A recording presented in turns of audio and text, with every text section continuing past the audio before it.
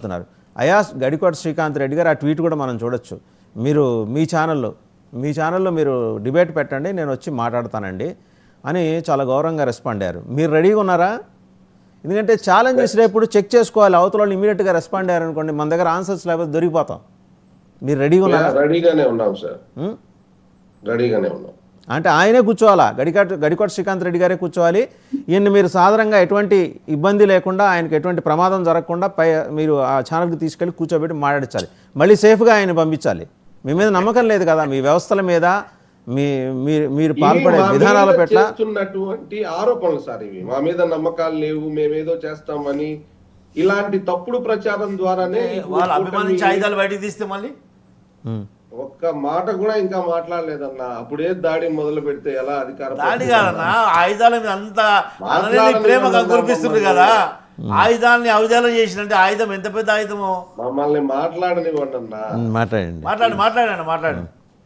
శ్రీకాంత్ రెడ్డి గారు ఒక మంచి రాజకీయ లక్షణాలు ఉన్నటువంటి మంచి నాయకుడు, రాయచోటి ప్రాంతాన్ని కూడా బాగా అభివృద్ధి చేసినటువంటి నాయకుడు, మా జగన్మోహన్ రెడ్డి గారికి అత్యంత సన్నిహితుడు. ఆయన ఒక ఛాలెంజ్ విసినారు అంటే దానికి కట్టుబడి ఉంటారన్నది కన్ఫామ్ గా నిజం. దాంట్లో ఏమి వెనక్కి తగ్గే ప్రసక్తి అనేది ఉండదు. మీరే మాట్లాడుతూ చెప్పారు. ఇక్కడ సమస్య ఏంటంటే ప్రభుత్వము ప్రజలకి చేయాల్సినటువంటి పనులు, ప్రభుత్వం ప్రజలకు అందించాల్సినటువంటి సంక్షేమము, అభివృద్ధి, ఇతర కార్యక్రమాలన్నీ పక్కకి వెళ్ళిపోయాయి.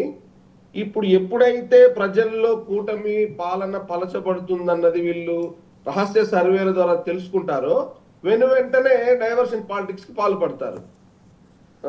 మన కృష్ణానది వరదల దగ్గర నుంచి, తిరుమల లడ్డు ఇష్యూ దగ్గర నుంచి ఏదో ఒక అంశాన్ని తెరపైకి తెస్తూనే ఉంటారు. ఇంకొక విషయం సార్, ఇప్పుడు ఏబి వెంకటేశ్వరరావు గారు జగన్మోహన్ రెడ్డి గారి గురించి గతంలో రిటైర్డ్ అయిన తర్వాత మాట్లాడిన మాటలు ఎంత దారుణమైనవి కూడా ఒకసారి చూడండి. అసలు ఒక మాజీ ముఖ్యమంత్రిని ఉద్దేశించి మాట్లాడాల్సిన మాటలేనా అవి? ఇప్పుడు అధికారం వస్తుంది పోతుంది, అదేం పెద్ద మ్యాటర్ ఏం కాదు. 23 స్థానాలకి తెలుగుదేశం పార్టీ పడిపోయింది, 39.5% ఓటింగ్ శాతానికి పడిపోయింది. ఆ తర్వాత తిరిగి అధికారంలోకి వచ్చింది. ఇదేం పెద్ద విషయం కాదు సార్. 294 నియోజకవర్గాల్లో ఉమ్మడి రాష్ట్రంలో ఉన్నప్పుడు కాంగ్రెస్ పార్టీ 94లో 294 గాను 23 స్థానాలకే పడిపోయింది. 23-26 స్థానాల్లో మళ్ళీ తిరిగి కాంగ్రెస్ పార్టీ 10 సంవత్సరాల అధికారంలోకి వచ్చింది. ఇది పెద్ద మ్యాటర్ కాదు. కాకపోతే మీకు వీళ్ళు చెప్పేది ఏంటంటే మీకు 11 సీట్లు వచ్చాయి, మీరు మాట్లాడడానికి అర్హత లేదు, అది మాకు అర్హత లేదు. మరి మీకు అర్హత ఉంది కదా, మీరు ప్రజలకు న్యాయం చేయండి, మీరు ఇచ్చిన సూపర్ 6 పథకాల కథ ఏంది, దాని కథ చూడండి.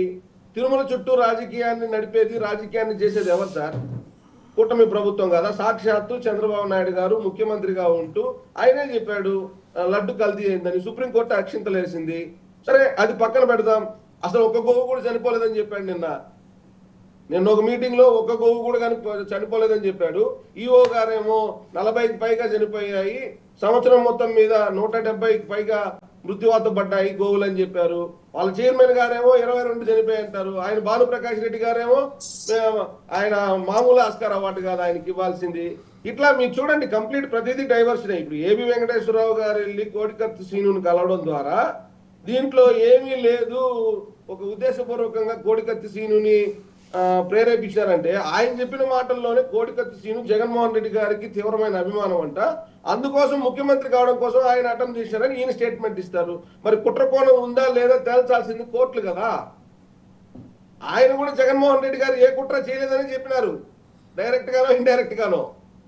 సరే, జగన్మోహన్ రెడ్డి గారికి సంబంధం లేని విషయం ఏ రకంగా జరిగినప్పటికీ వాస్తవాలు తెలుసుకోవాల్సిన బాధ్యత ఒకటి ఉంటుంది, చట్టానికి ఒక బాధ్యత ఉంటుంది, దాని పైన చేసుకెళ్తుంది. మధ్యలో ఏబి వెంకటేశ్వరరావు గారు ఎందుకు ఇన్వాల్వ్ అయ్యారు? ఎందుకు ఇన్వాల్వ్ కాకూడదు?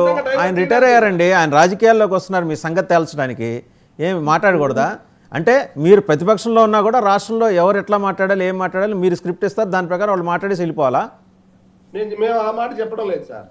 మరి ఎందుకు ఇన్వాల్వ్ అయ్యారని మీరు ఎలా అడుగుతారు సార్? మనం డెమోక్రసీలో ఉన్నాం. ఆయన రిటైర్ అయ్యారు, రాజకీయాల్లోకి వద్దాం అనుకుంటున్నారు, వస్తారు. ఆయన ఒక పాలసీ తీసుకున్నారు, వస్తారు. మీకేంటి అభ్యంతరం సార్? రమ్మనండి, సొంతంగా పార్టీ పెట్టమనండి, ముఖ్యమంత్రి అవ్వమనండి, ప్రధానమంత్రి కామనండి. ఎవరు కాదంటున్నారు? మేమే కాదంటం లేదే.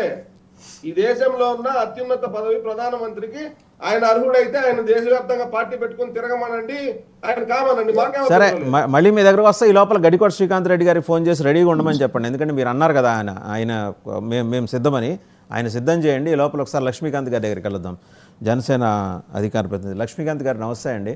సో చూశారు కదా, ఏబి వెంకటేశ్వరరావు గారు హఠాత్తుగా తెర మీదకి రావడం వెనక ఏంటంటే, ఈ మధ్యకాలంలో వచ్చిన 2-3 ప్రముఖ సంస్థల సర్వేల్లో మీరు 70 నుంచి 100 మంది ఎమ్మెల్యేలు మరి 30% మార్కులు కూడా రాలేదు వాళ్ళకి.